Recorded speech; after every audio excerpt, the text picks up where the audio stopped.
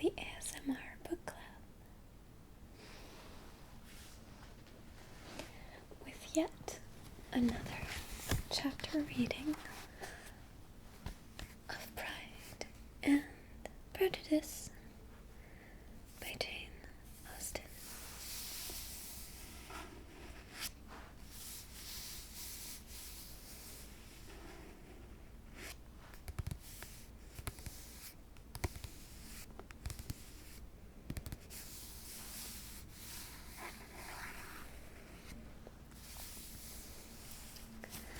So, to recap, Jane and Elizabeth are still staying at Netherfield. Jane is still sick, and Mr. Darcy thinks Elizabeth is pretty cute, but she doesn't like Mr. Darcy much. I'm not sure if that will change right away.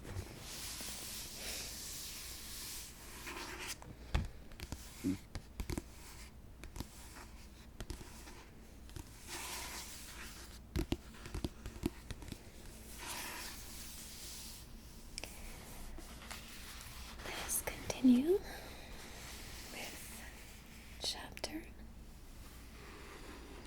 9.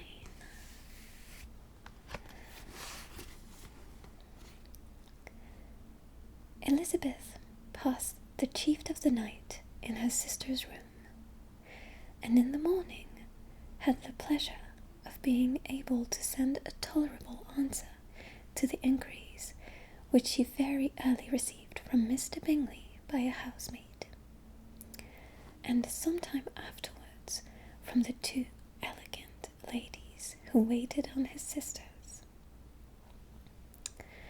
In spite of this amendment, however, she requested to have a note sent to Longbourn, desiring her mother to visit Jane and form her own judgment of the situation. The note was immediately dispatched, and its contents as quickly complied with. Mrs. Bennet, accompanied by her 2 youngest girls, reached Netherfield soon after the family breakfast. Had she found Jane in any apparent danger, Mrs. Bennet would have been very miserable. But being satisfied on seeing her that her illness was not alarming, she had no wish of her recovering immediately, as her restoration to health would probably remove her from Netherfield. She would not listen, therefore, to her daughter's proposal of being carried home. Neither did the apothecary, who arrived about the same time, think it at all advisable.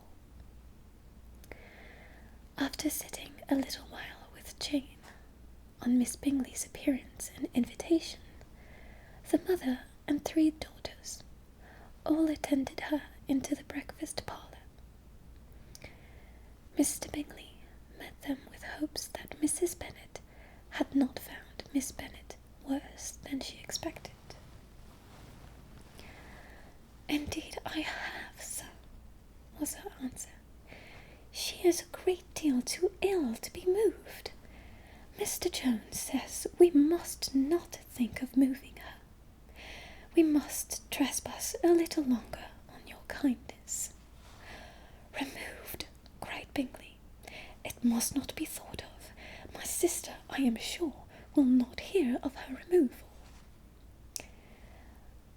"You may depend upon it, madam," said Miss Bingley, with cold civility, "that Miss Bennet shall receive every possible attention while she remains with us." Mrs. Bennet was profuse in her acknowledgment.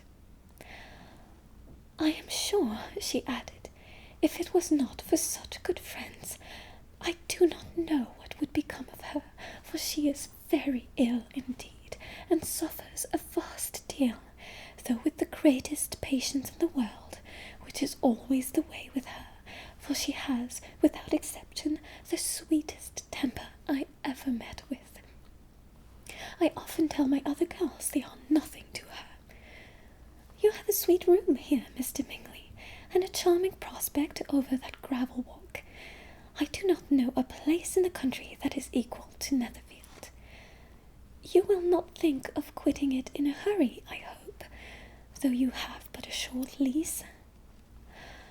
Whatever I do is done in a hurry, replied he, and therefore, if I should resolve to quit Netherfield, I should probably be off in 5 minutes. At present, however, I consider myself quite fixed here. That is exactly what I should have supposed of you, said Elizabeth. You begin to comprehend me, do you? Cried he, turning towards her. Oh, yes, I understand you perfectly. I wish I may take this for a compliment, but to be so easily seen through, I'm afraid is pitiful.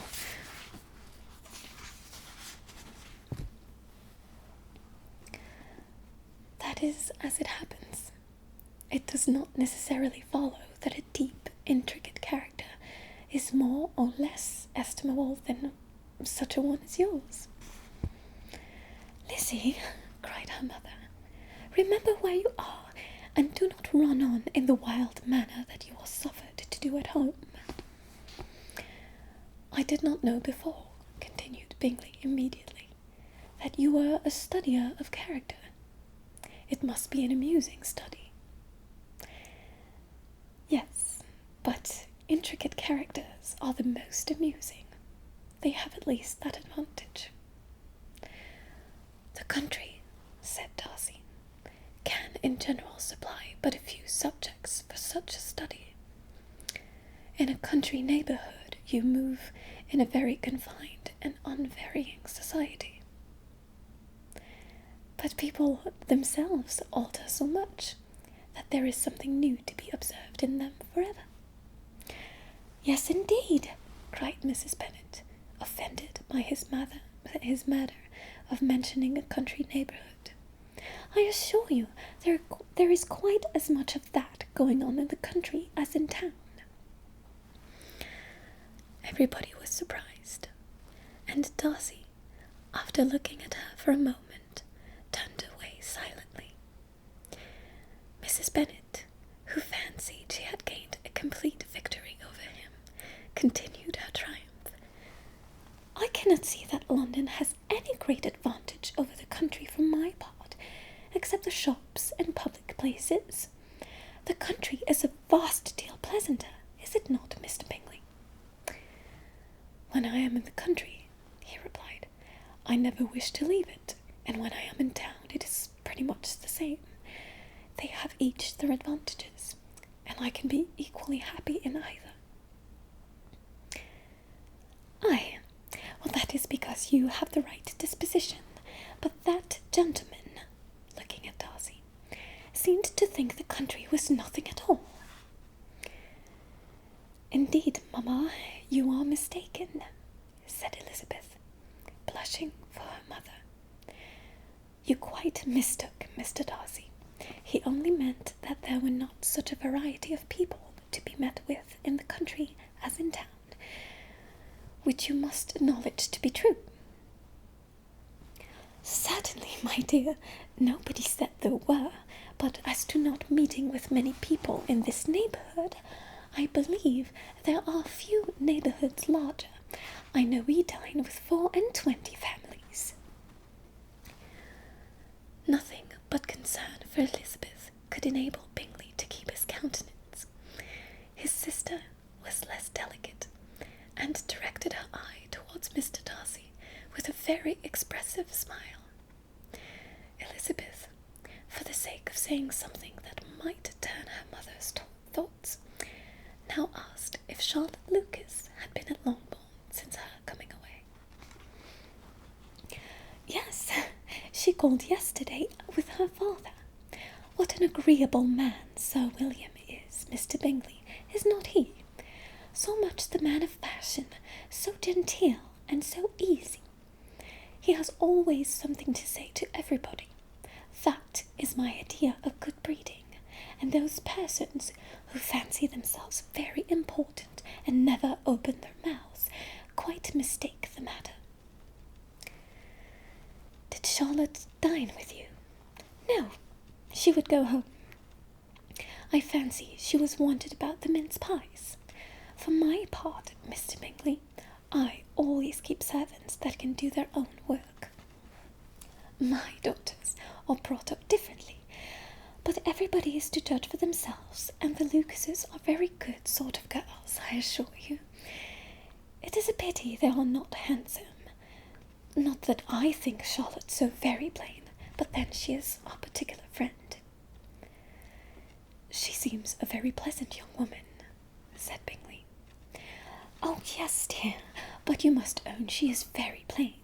Lady Lucas herself has often said so, and envied my Jane's beauty.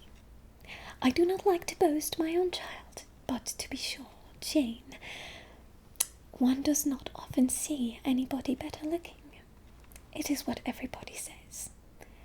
I do not trust my own partiality. When she was only 15, there was a gentleman at my brother Gardiner's in town, so much in love with her, that my sister-in-law was sure he would make her an offer before he came away. But, however, he did not. Or perhaps he thought her too young. However, he wrote some verses on her, and very pretty they were. And so ended his affection, said Elizabeth impatiently.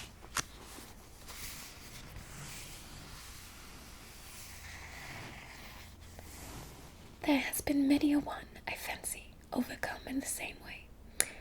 I wonder who first discovered the efficacy of poetry in driving away love. I have been used to consider poetry as the food of love, said Darcy. Of a fine, stout, healthy love it may. Everything nourishes what is strong already. But if it be only a slight, thin sort of inclination, I am convinced that one good sonnet will starve it entirely away. Darcy only smiled, and the general pause which ensued made Elizabeth tremble, lest her mother should be exposing herself again. She longed to speak, but could think of nothing to say, and after a short silence, Mrs. Bennet began repeating her thanks to Mr. Bingley for his kindness to Jane, with an apology for troubling him also with Lizzie. Mr. Bingley was unaffectedly civil in his answer, and forced his younger sister to be civil also, and say what the occasion required. She performed her part indeed with much graciousness, and Mrs. Bennet was satisfied, and soon afterwards ordered her carriage. Upon this signal, the youngest of her daughters put herself forward. The two girls had been whispering to each other during the whole visit, and the result of it was that the youngest should tax Mr. Bingley with having promised on his first coming into the country to give a ball at Netherfield. Lydia was a stout, well-grown girl of 15, with a fine complexion and good-humoured countenance, a favourite with her mother, whose affection had brought her into the public at an early age. She had high animal spirits, and a sort of natural self-consequence, which the attentions of the officers, to whom her uncle's good dinners and her own easy manners recommended her, had increased into assurance. She was very equal, therefore, to address Mr. Bingley on the subject of the ball, and abruptly reminded him of his promise, adding that it would be the most shameful thing in the world if he did not keep it. His answer to this sudden attack was delightful to their mother's ear. I am perfectly ready, I assure you, to keep my engagement, and when your sister is recovered, you shall, if you please, name the very day of the ball. But you would not wish to be dancing while she is ill. Lydia declared herself satisfied.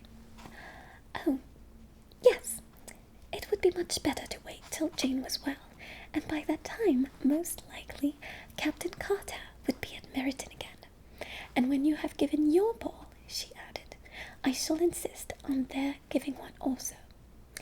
I shall tell Colonel Foster it will be quite a shame if he does not. Mrs. Bennet and her daughters then departed, and Elizabeth returned instantly to Jane, leaving her own and her relations' behaviour to the remarks of the two ladies and Mr. Darcy, the latter of whom, however, could not be prevailed on to join in their censure of her, in spite of all Miss Bingley's witticism on fine eyes.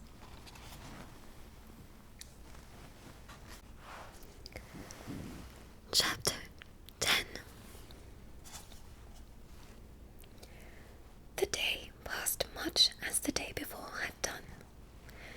Mrs. Hurst and Miss Bingley had spent some hours in the morning with the invalid, who continued, though slowly, to mend, and in the evening Elizabeth joined their party in the drawing-room. The loo table, however, did not appear.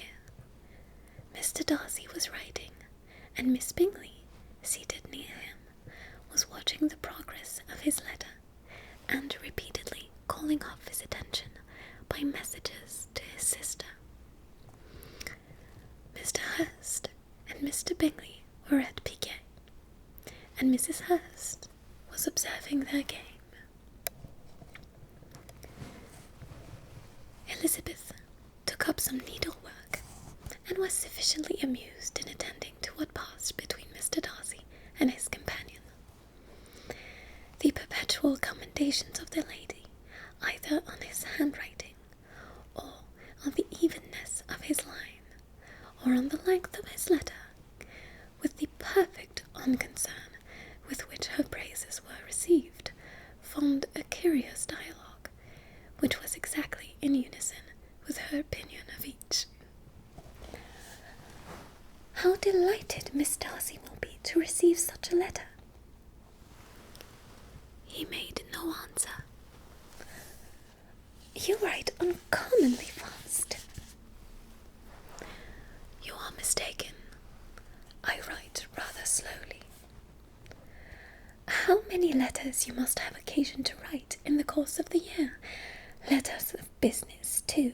Oh, how odious I should think them! It is fortunate, then, that they fall to my lot instead of to yours. Pray tell your sister that I long to see her. I have already told her so once by your desire. I am afraid you do not like your pen. Let me mend it for you. I mend pens remarkably well.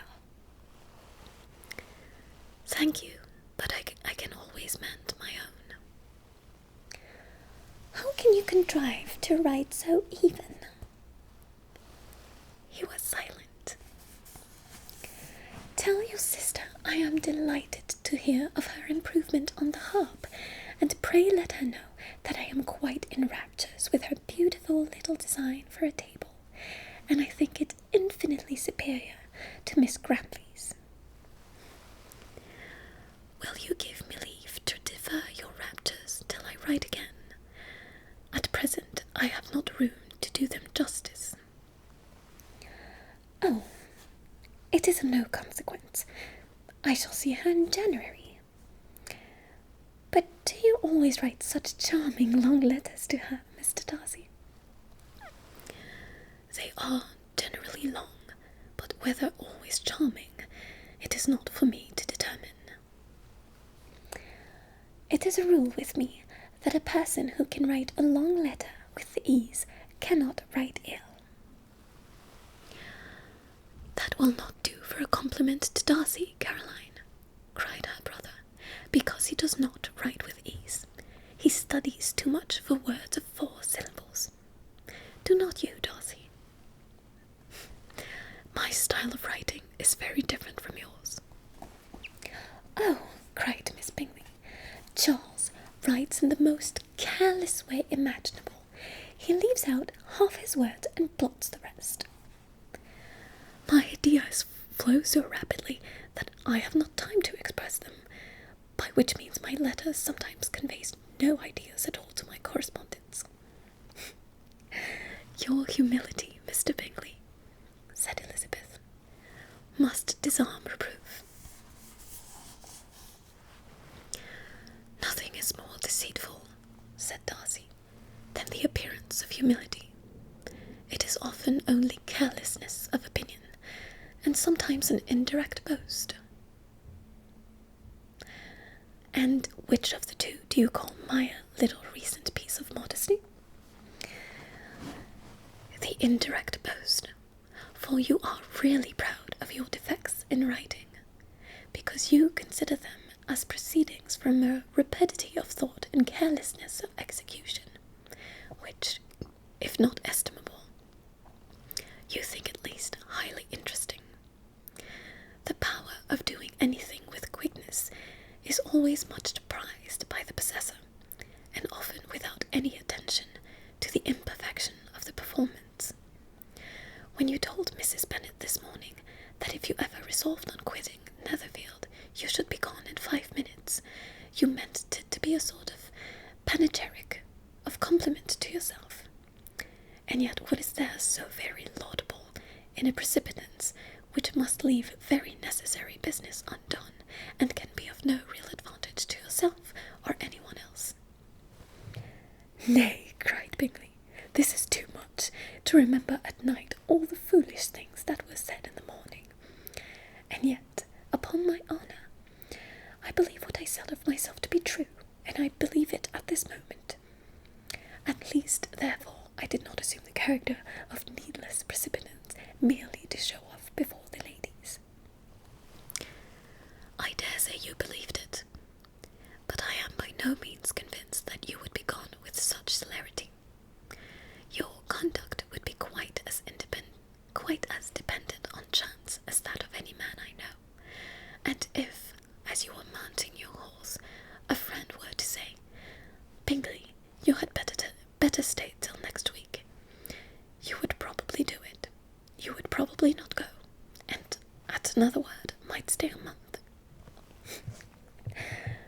You have only proved by this, cried Elizabeth, that Mr. Bingley did not do justice to his own disposition.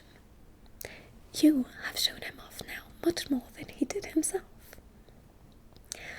I am exceedingly gratified, said Bingley, by your converting what my friend says into a compliment on the sweetness of my temper. But I am afraid you are giving it a turn which that gentleman did by no means intend, for he would certainly think the better of me, if under such a circumstance I were to give a flat denial and ride off as fast as I could. Would Mr. Darcy then consider the rashness of your original intention as atoned for by your obstinacy in adhering to it? Upon my word, I cannot explain the matter. Darcy must speak for himself. You expect me to account for opinions which you choose to call mine, but which I have never acknowledged. Allowing the case, however, to stand according to your representation, you must remember, Miss Bennet, that the friend who is supposed to desire his return to the house and the delay of his plan has merely desired it, asked it, without offering one argument in favour of its propriety. To yield readily, easily, to the persuasion of a friend is no merit with you. To yield without conviction is no compliment to the understanding of either. You appear to me, Mr. Darcy, to allow nothing for the influence of friendship and affection. A regard for the requester would often make one readily yield to a request, without waiting for arguments to reason one into it. I am not particularly speaking of such a case as you have supposed about Mr. Bingley. We may as well wait, perhaps, till the circumstance occurs, before we discuss the discretion of his behaviour thereupon. But in general and ordinary cases between friend and friend, where one of them is desired by the other to change a resolution of no very great moment, should you think ill of that person for complying with the desire, without waiting to be argued into it? Will it not be advisable, before we proceed on this subject, to arrange with rather more precision the degree of importance which is to appertain to this request, as well as the degree of intimacy subsisting between the parties? By all means, cried Bingley, let us hear all the particulars, not forgetting their comparative height and size. For that will have more weight in the argument, Miss Bennet, than you may be aware of. I assure you that if Darcy were not such a great tall fellow, in comparison with myself, I should not pay him half so much deference. I declare I do not know a more awful object than Darcy on particular occasions and in particular places. At his own house especially, and of a Sunday evening when he has nothing to do. Mr. Darcy smiled, but Elizabeth thought she could perceive that he was rather offended, and therefore checked her laugh. Miss Bingley warmly resented the indignity he had received, and in an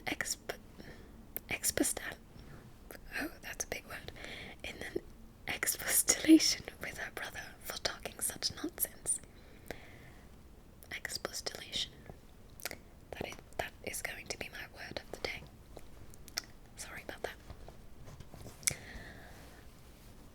I see your design, Bingley, said his friend. You dislike an argument and want to silence this. Perhaps I do. Arguments are too much like disputes. If you and Miss Bennet will defer yours till I am out of the room, I shall be very thankful, and then you may say whatever you like of me. What you ask, said Elizabeth, is no sacrifice on my side, and Mr. Darcy had much better finish his letter. Mr. Darcy took her advice, and did finish his letter. When that business was over, he applied to Miss Bingley and Elizabeth for the indulgence of some music, and Miss Bingley moved with alacrity to the pianoforte, and after a polite request that Elizabeth would lead the way, which the other as politely and more earnestly negatived, she seated herself. Mrs. Hurst sang with her sister, and while they were thus employed, Elizabeth could not help observing, as she turned over some music books that lay on the instrument, how frequently Mr. Darcy's eyes were fixed on her. She hardly knew how to suppose that she could be an object of admiration to so great a man, and yet that he should look at her because he disliked her was still more strange. She could only imagine, however, alas, that she drew his notice because there was a something about her more wrong and reprehensible, according to his idea of right, than in any other person present. The supposition did not pain her. She liked him too little to care for his approbation. After playing some Italian songs, Miss Bingley varied the charm by a lively Scotch air, and soon afterwards Mr. Darcy, drawing near Elizabeth, said to her,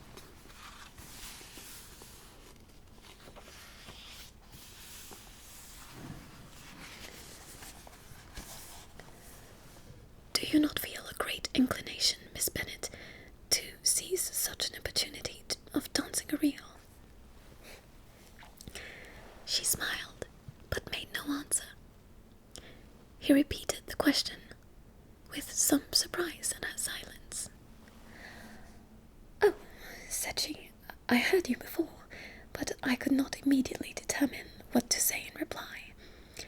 You wanted me, I know, to say yes, that you might have the pleasure of despising my taste, but I always delight in overthrowing those kind of schemes, and cheating a person of their premeditated contempt. I have, therefore, made up my mind to tell you that I do not want to dance a reel at all, and now despise me if you dare. Indeed, I do not dare.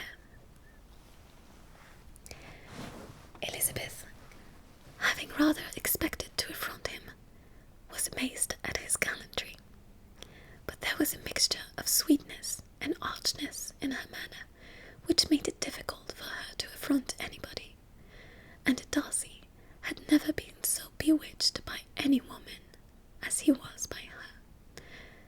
He really believed that were it not for the inferiority of her connections, he should be in some danger. Miss Bingley saw, or suspected enough to be jealous, and her great anxiety for the recovery of her dear friend Jane received some assistance from her desire of getting rid of Elizabeth. She often tried to provoke Darcy into disliking her guest by talking of their supposed marriage and planning his happiness in such an alliance. "I hope," said she, as they were walking together in the shrubbery the next day, "you will give your mother-in-law a few hints when this desirable event takes place as to the advantage of holding her tongue. And if you can compass it, do cure the youngest girls of running after the officers. And, if I may mention so delicate a subject, endeavour to check that little something bordering on conceit and impertinence which your lady possesses." "Have you anything else to propose for my domestic felicity?" "Oh, yes. Do let the portraits of your uncle and Aunt Phillips be placed in the gallery at Pemberley. Put them next to your great-uncles the judges. They are in the same profession, you know, only in different lines. As for your Elizabeth's picture, you must not attempt to have it taken, for what painter could do justice to those beautiful eyes?"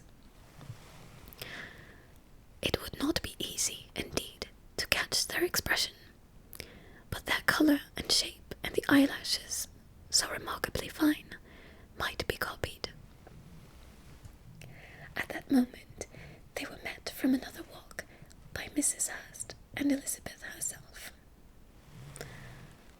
"I did not know that you intended to walk," said Miss Bingley, in some confusion, lest they had been overheard.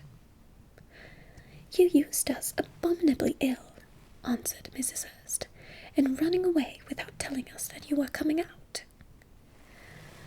Then, taking the disengaged arm of Mr. Darcy, she left Elizabeth to walk by herself. The path just admitted 3. Mr. Darcy felt their rudeness and immediately said, "This walk is not wide enough for our party. We had better go into the avenue." But Elizabeth, who had not the least inclination to remain with them, laughingly answered, "No, no, stay where you are. You are charmingly grouped, and appear to uncommon advantage. The picturesque would be spoiled by admitting a 4th. Goodbye." She then ran gaily off, rejoicing as she rambled about, in the hope of being at home again in a day or 2. Jane was already so much recovered as to intend leaving her room for a couple hours that evening.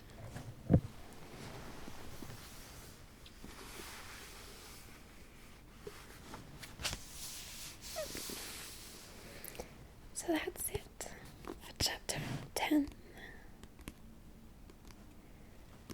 I really enjoy reading the character of Miss Caroline Bingley. I don't know about you guys, but for ASMR, I really like it when people do role plays of really mean, sassy characters. Goodnight Moon does a very good bitchy valley girl sort of character in role plays, and I don't know why, but I find that so relaxing. So hope that my Miss Bingley's voice has the same effect on you. I found it really hard to find a voice for Mr. Darcy because he's so iconic. And I thought that just a simple whisper would do. I hope you like it.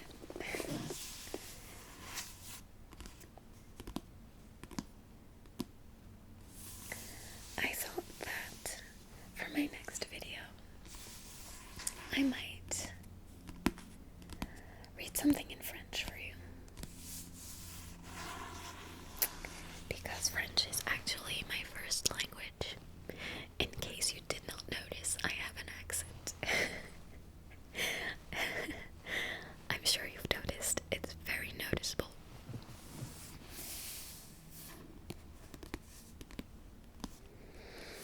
I'm not sure which book yet because all the classics that I've read in French are very long, like Les Miserables or The Count of Monte Cristo, and that would take forever to read, and I don't think I can go through that. It would take hundreds of hours to go through them. If you have any suggestions of French classics for me to read, let me know if I have any French viewers. In the meantime, I hope that you've enjoyed this reading and that you'll join me soon for the reading of chapter 11. Thanks so much, everybody.